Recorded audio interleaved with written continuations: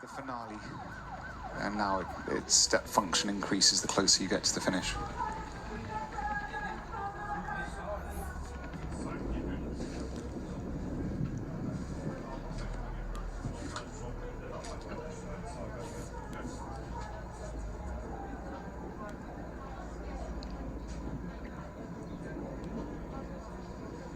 How well do you know the Netherlands, David? Spent much time there? No, only racing, which means it's a bit of a blur. And that's one of the conversations we had with Andre Gropel last night, how it's different. Once you're retired from being a professional bike racer, you treat it everywhere as just bike racing. You had no chance to do what you coin accidental tourism and go and investigate. So although I've been to so many places, I never actually got to leave the bubble of the team. Now, it was a bubble before what we refer to bubbles these days in pandemic, post-pandemic world, Yeah, but it equally was a bubble.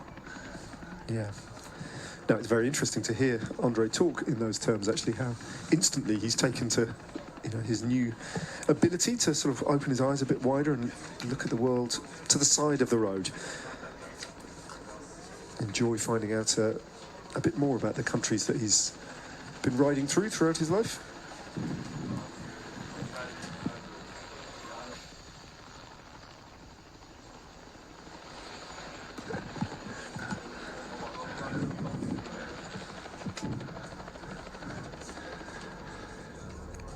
But it has to be said that it's almost unavoidable here, the accidental tourism, with the way this race has been laid out. Yeah. Amphitheatres. Well, I mean, on that the reason I asked you how well you knew the Netherlands is because just looking at the rider who's at the front of the race just reminded me absolutely of the area that he comes from, the Gelderland in the Netherlands.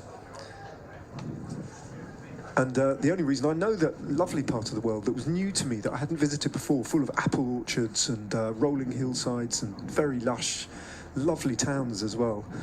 The only reason I know about it is because, in an accidental tourist way, I went there for the Giro in 2016. As we look at an attack from the front now, might be one of the Toto Sport team riders, I think, the Turkish team. It's perhaps sensing that he could get across to the front of the race, and all of a sudden that's ignited the peloton completely. Wasn't expecting that, but it's good to see.